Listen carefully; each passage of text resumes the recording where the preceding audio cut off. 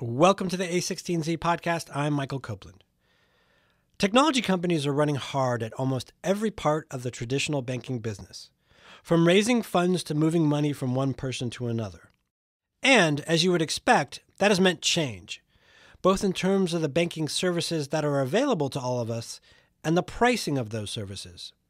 It begs the question of what role banks play going forward, and whether tech companies are partners or competitors, or some combination, to the players in the traditional banking business. And finally, if banking gets unbundled by tech, if there is a choice of services, what fees and at what price will consumers be willing to pay? A16z's Alex Rampell leads a discussion with TransferWise executive founder Kristo Käärmann and Tilt founder and CEO James Beshara on the future of money and monetization. This discussion occurred as part of the firm's UK Tech Summit. Alex and Kristo start things off. So one thing, just given that the topic is the future of money, how do you think about regulation? Because one thing that I find very interesting is that how did Airbnb and Uber and Lyft get started? They didn't get started by embracing local laws. They almost flouted them. Because if you can imagine Airbnb, if they were starting tomorrow and they said, okay, we're going to go to every local town and city and say, can we do this? They'd get a lot of no's. The challenge is if you go into the realm of money and you say, you know what, KYC, know your customer laws, AML, anti-money laundering laws, those are stupid and antiquated. We're not going to follow those. You go to jail. So the consequences are much, much higher than providing a temporary rental or a temporary car service. So how do you think about regulation? Because when you're touching money, things get a little bit more complicated. But if you follow every law that was established in the 1500s, it's a little bit hard to get business done too. And especially as the laws are usually written for the fax machines, not Yes. for the smartphones.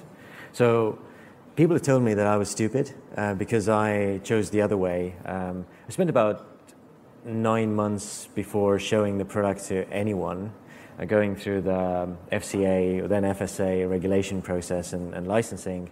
So we took the way, unlike Uber or Airbnb, to be a fully licensed money service in the UK before we even got started.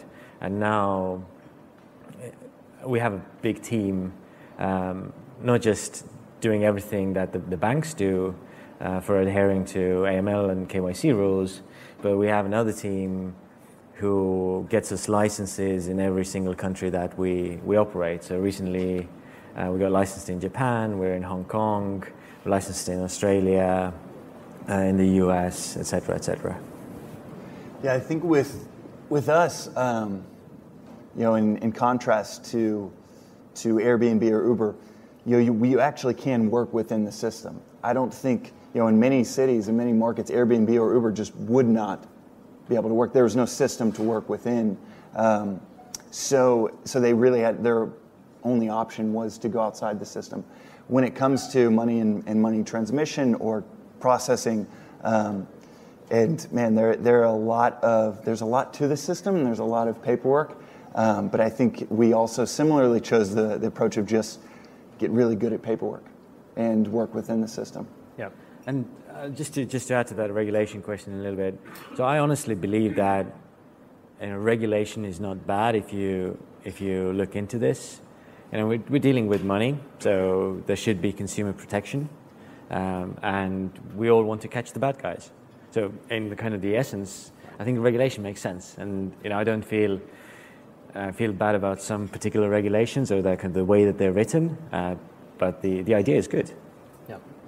And how about customer acquisition? So I mentioned this, incumbents. I mean, if anything, you're fighting the incumbents in a very, very meaningful way at TransferWise, because it's hard for it's not a technological innovation per se. I mean, there's a lot to what you do that's technological, but if you're charging a fraction of what they're charging, they can't just roll out what you're doing because it would cannibalize their own fee structure. So, I mean, how do you think about, I've noticed a lot of marketing campaigns for you in my limited time here in the UK. How do you think about acquiring customers and keeping customers? So for us, the customer acquisition problem is really explaining the problem.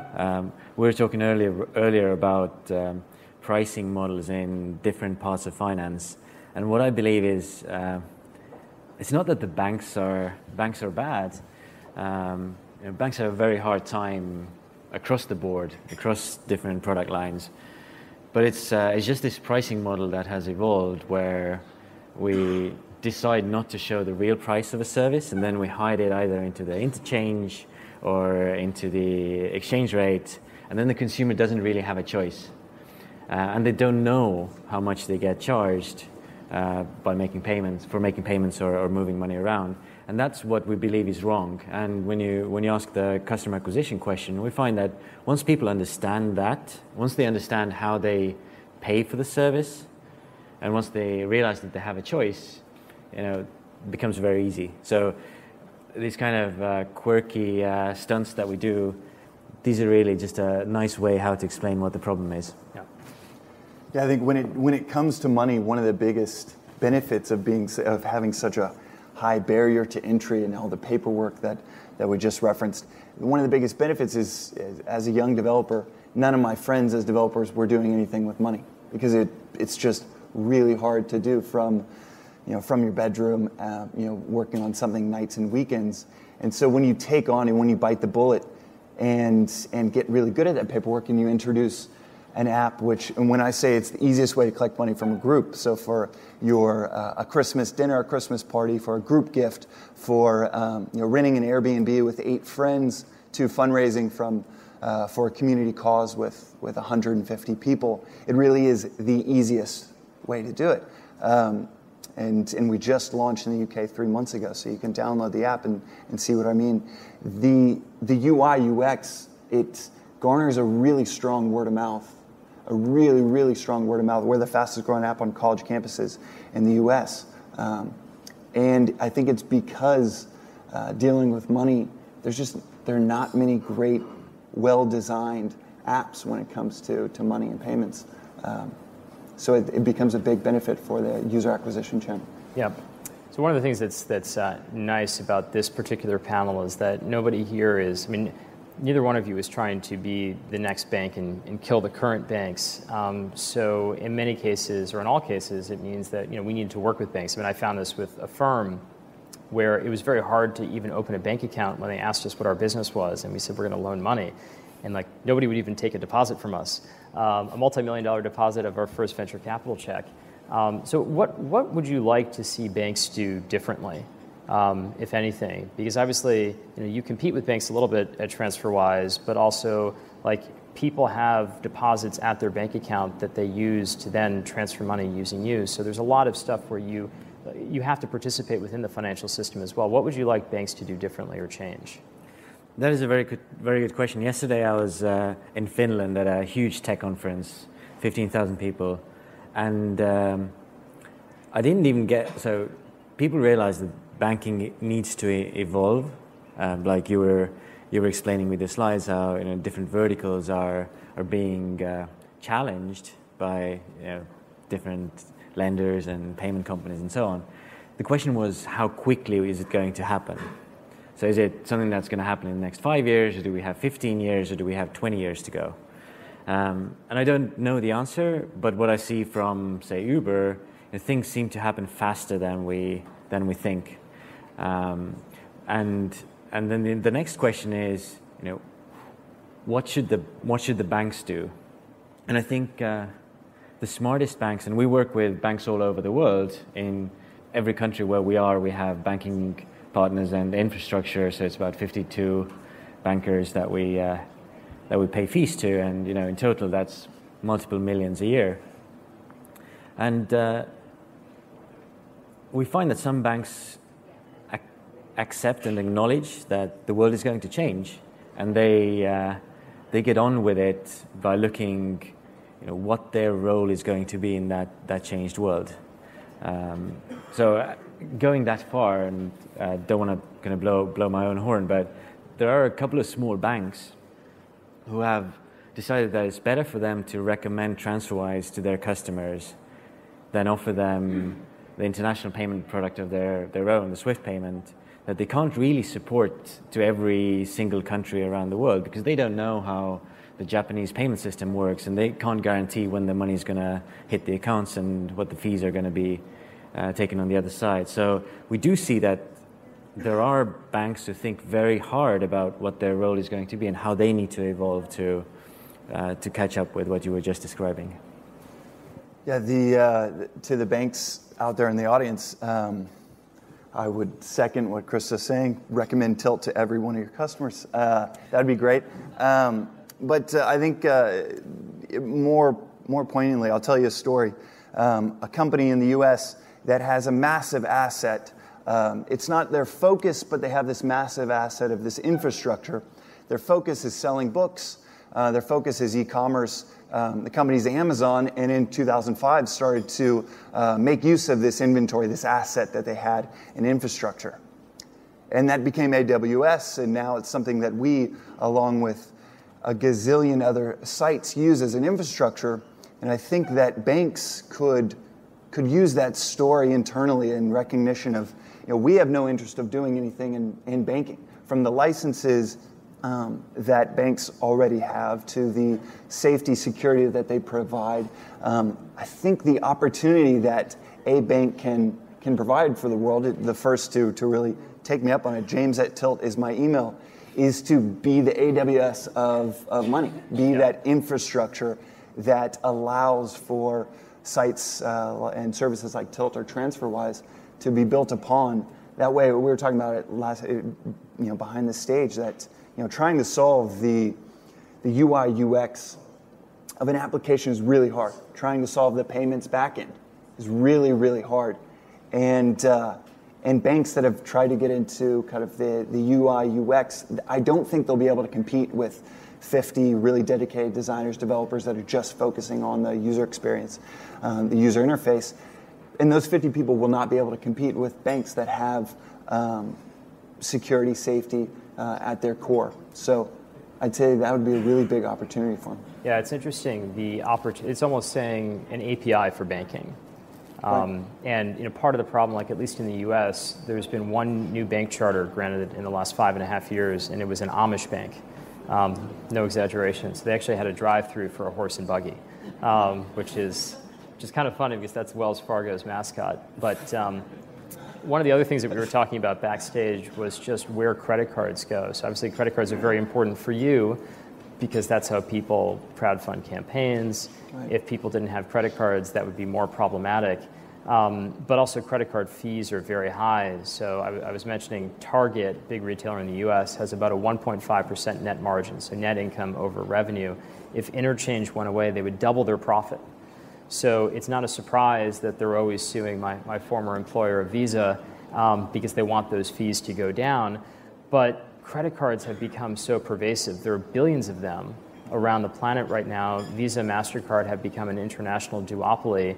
But it's like, how do you see, like, where should fees be? And the reason why I mention this is what we were talking about backstage, is that if fees go down, then that means that rewards cards go away.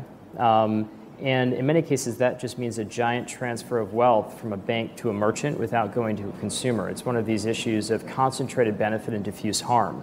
So are you experimenting with other payment models or methods? Well, if it goes to the merchant, then it will go to the consumer. And it might not be a complete 100% pass-through, but I'd say that the transfer of wealth will make its way to the consumer. It just always does. So if Target is able to save, then I have a feeling that it will make its way to the consumer. But this has been kind of something, especially in Silicon Valley. So people have been ringing that bell that so there's room for huge room for disruption for credit card processing, because that interchange does. I mean, that is a huge pain point, and it's something that I can tell you as a potential customer of this mythical product that banks could provide, because everyone that has a credit card also has a bank account. We would buy it. We would jump in, head first, because of credit cards. They really kind of work against the merchant in a lot of ways. So I should moderate here, because I know that you are of the opposite opinion. Because I agree with James totally, but you don't think that it will go on to the consumer? I think it's tricky. No, I mean, it's the problem is that imagine that this water bottle here costs £1, and interchange goes down by 1%. will I even notice or care about 99 pence versus £1? And I think that's been the problem historically. Like, so Australia has interchange at 49.5 basis points by law. And now, I mean, and this is not me supporting Visa, it's more of, it's very peculiar that you have an industry where when prices go down, consumers can be worse off. And in Australia, now there are no more rewards cards. People have to pay an annual fee to get a credit card in many cases, versus 15 years ago where credit cards were free and they got 1% cash back. So it did, I mean, Australia is a case study of how it did become a transfer of wealth. But it's also kind of interesting thinking about, as an investor now, you know, what is there a room for another payment player? There's a consortium of merchants in the US called MCX, and they're trying to wean people off of credit cards. And obviously, if nobody used your credit card and you paid 0%, that would be great for you. What the MCX merchants have found is that to wean people off a credit card, they have to bribe them with rewards and all sorts of other things, and those rewards cost 5% or 10%. Because if I want to change your behavior and get you to drop Visa or drop MasterCard, I can do it. But I'd have to say, I'm going to give you 10% if you go switch your payment instrument. But wait a minute, I'm only paying 2% right now in fees. So that's kind of part of the question is, like, how do you, I mean, there is a massive opportunity here because the incumbents haven't innovated in a long time when it comes to core payments, but the distribution is just so broad. So unfortunately, I don't know what the answer is, but we founders kind of often use this method of imagining the future. So you imagine the future of, you can't really imagine the future of payments costing even 49 basis points. It just doesn't make sense. You know exactly how, if you know how card payments work, you know, electrons go from the terminal or one web browser through the gateway to the issuing bank, money gets deducted, electrons go back, and it's done. Doesn't cost 49 basis points. Definitely doesn't. So you can't imagine the future where card payments are going to cost as much as they do. The question is, how are we going to get there? And that's probably the excitement of being a VC, of seeing so many different people trying in different angles and then taking a bet of which one's going to go through. I personally raise my hand. I don't know. I know it's going to get there, but I don't know how. I raise the same hand. So, yeah, I'd offer the kind of the analogy of, so think about Facebook and making a status update, or Twitter and posting a tweet. It's free. And so you have this wealth of communication that is happening because it is free. When you get to making a payment online, any type of payment, there's a tax. So on Tilt, where there might be a $3 payment, or if someone's pitching in $5 for a cause they care about, or something that's happening on the campus, there's a tax to that. And so I don't know what the amount is. I don't know what potential would be unlocked by removing that tax, but I do know that if Facebook taxed you 25 cents every time that you wrote a Facebook post or uploaded a photo on Instagram, they charge you 25 cents. There'd be a lot less information that would be distributed around the world through Facebook, Twitter, WhatsApp, charging you 25%. It's inconceivable. Yeah. And I think that that's happening right now when it comes to payments and the transfer of wealth, and we don't know the real cost of it. The closest thing that I can get to is, I know in some estimations, peer-to-peer payments in the US is $1.2 trillion a year. The amount that happens electronically, digitally, is only about $5 billion. So that shows you the delta that is happening digitally versus what is happening through cash and checks where there isn't a tax. It's a very U.S. thing, by the way. That could be a very U.S. thing. I'd love to ask, why do you feel it's a U.S. thing? I've never written a check in my life. Yeah. You use the bank app, right here, yeah. right? Well, this is one of the peculiar things, which is I've seen dozens and dozens of payment companies, and we'll help you send money to your kid's school, or we'll help you do something. Checks are free in the U.S., and all of the newfound business models need to make money. So they end up charging more than this classic infrastructure, which is totally antiquated. Like, you should never be writing paper checks, but it's actually cheaper in the U.S. in almost every case to write a paper check than to make an electronic payment, which is crazy. So, what do you guys think about, just a question, about advertising, or kind of advertising-driven banking? Because you brought the Facebook example. Facebook can't charge 25 cents for a post. Mm-hmm. They show us adverts. They advertise. Well, what do you think that do you think the banks are going to be like taking fees from advertising in the future? So this is this is right in line with Alex's side of things with trial pay. Love to hear his answer. I think that there is definitely room for a new model when you have eyes on your product. And when you can provide, for retailers out there, next year is a big focus for us to add in businesses tapping into the millennial consumer group that we have on Tilt, to where you can start. We have the Atlanta Hawks tilting merchandise, with JetBlue tilting deals for their customers on Twitter, things like that. And I think that definitely, when you're providing content for people to consume, it opens up a new avenue to monetize beyond transaction fees. But yeah, and actually, we're out of time here, but I'll add my 2 cents. That was exactly what I did for 9 years at TrialPay. I still find it, we didn't quite hit it just because we had the innovation, but we didn't have the distribution, which is why we sold to Visa. But if you're buying something, anything that you can show to a consumer when they're buying something, this is why Amazon doesn't sell books anymore. They do. They sell books and they sell 20 million other SKUs because the point of purchase is incredibly valuable. It's when you go to Tesco why an end cap is so valuable. So I definitely think that advertising will play a different role, but it's not banner ads. It's not click ads. It's actually things of genuine value and benefit to consumers, and it's something that all of the card networks are really focused on right now as well, because if interchange goes to zero, how do they make money? And how do they provide rewards to consumers? Let's have merchants fund it. Well, thank you very much, both of you. And thank you, everybody, for your time.